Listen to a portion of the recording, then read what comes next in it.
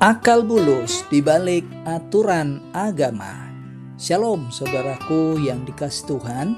Belakangan ini media sosial ramai membahas berbagai kasus tentang tokoh atau pihak tertentu yang memakai nama agama untuk kepentingan pribadi.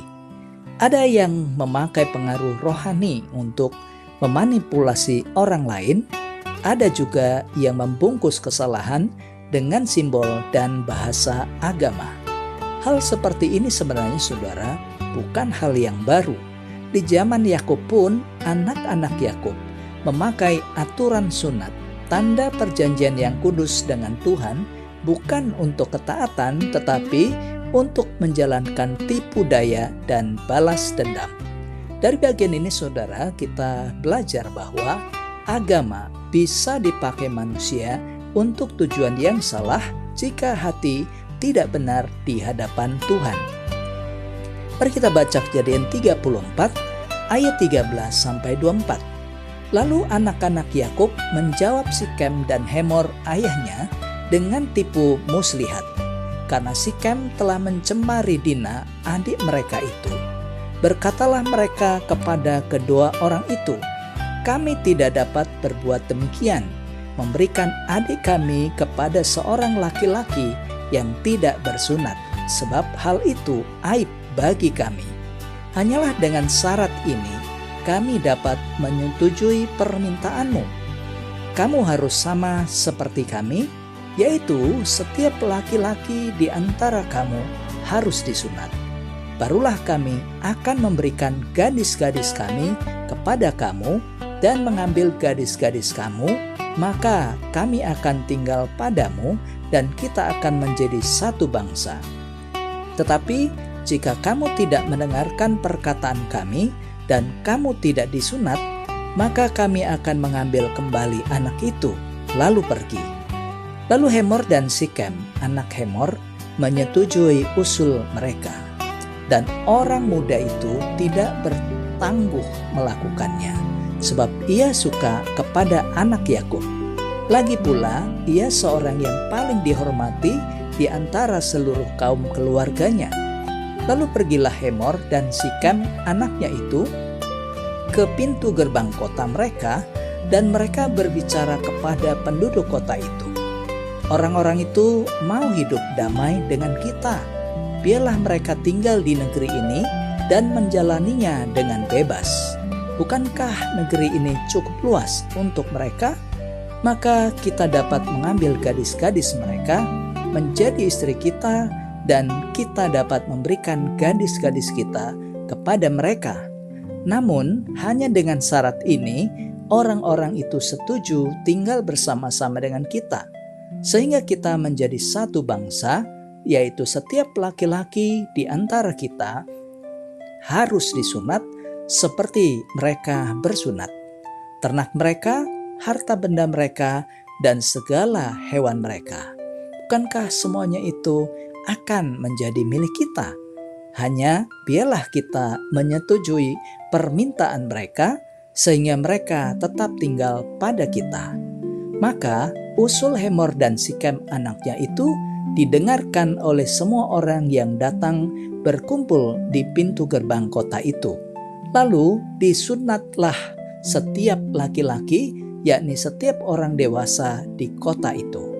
Saudaraku yang dikasihi oleh Tuhan, 3 kebenaran sejati yang akan kita renungkan di hari ini. Pertama, luka hati dapat melahirkan tindakan yang salah di ayat 13-17. Anak-anak Yakub sangat marah karena Dina dipermalukan. Namun kemarahan itu tidak diselesaikan dengan benar. Mereka memakai tipu muslihat dan menjadikan aturan agama sebagai alat. Hal ini menunjukkan saudara bahwa hati yang terluka tetapi tidak diserahkan kepada Tuhan bisa menghasilkan dosa yang baru. Efesus 4 ayat 26 berkata, "Apabila kamu menjadi marah, janganlah kamu berbuat dosa." Luka hati yang tidak dijaga dapat melahirkan tindakan yang salah. Yang kedua saudara, hal rohani bisa disalahgunakan untuk kepentingan pribadi di ayat 14-17. Sunat adalah tanda perjanjian kudus dengan Tuhan. Namun saudara, di sini sunat itu dipakai untuk menjebak dan merugikan orang lain. Ini menjadi peringatan juga bahwa agama, pelayanan, bahkan firman Tuhan bisa disalahgunakan jika hati manusia tidak benar. 2 Timotius 3 ayat 5 berkata, secara lahiriah mereka menjalankan ibadah mereka, tetapi pada hakikatnya mereka memungkiri kekuatannya. Nah saudaraku, Tuhan itu lebih melihat hati, bukan sekedar simbol keagamaan. Dan yang ketiga, Tuhan tidak membenarkan dosa meskipun dibungkus alasan rohani di ayat 18-24. Rencana itu diterima oleh Hemor dan Sikam, yaitu untuk menyunatkan setiap laki-laki dewasa. Tetapi saudara, di baliknya itu juga ada niat yang salah. Tuhan tidak berkenan pada tipu daya dan kejahatan saudara, meskipun itu memakai alasan agama sekalipun. Alkitab mengajarkan kepada kita untuk hidup dalam ketulusan dan kebenaran. Itulah yang dikatakan Roma 12 ayat 9. Hendaklah kasih itu jangan pura-pura. Dengan demikian saudara, Tuhan menghendaki ketulusan, bukan kerohanian yang palsu. Hari ini pun saudaraku, orang bisa memakai hal rohani untuk kepentingan diri sendiri, mencari keuntungan, membenarkan kesalahan, atau bahkan menutupi dosanya. Karena itu saudara, mari periksa hati kita semua.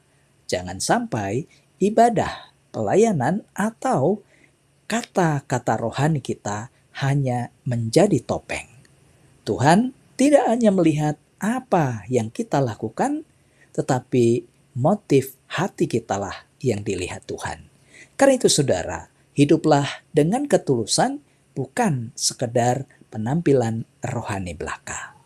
Mari kita refleksikan firman Tuhan hari ini. Apakah saya memiliki hati yang tulus di hadapan Tuhan? Apakah saya pernah memakai hal rohani untuk kepentingan pribadi saya? Apakah hidup saya sungguh-sungguh mencerminkan kebenaran? Mari kita berdoa. Tuhan Yesus, Allah yang baik, jagalah hati kami Tuhan, supaya tetap tulus di hadapan-Mu, dan ampuni kami jika pernah memakai hal rohani untuk kepentingan sendiri. Ajar kami hidup dalam kebenaran dan ketulusan melalui Kristus Yesus Tuhan. Berkatilah saudaraku yang sedang merenungkan firman Tuhan hari ini dalam kehidupan sehari-hari, dalam pekerjaan, dalam rumah tangga, dalam studi, bahkan masa depannya diberkati oleh Tuhan. Terpujilah Engkau Bapa, dalam nama Tuhan Yesus. Amin. Saudaraku, mari arahkan hati dan terimalah berkat Tuhan. Tuhan memberkati saudara dengan hati yang tulus, iman yang murni, dan hidup yang berkenan di hadapan Tuhan dari saat ini sampai kekal selama-lamanya. Amin. Jika membutuhkan doa, konseling pribadi, atau percakapan, saudara bisa menghubungi nomor yang tertera pada video ini. Demikian firman Tuhan hari ini. Terima kasih.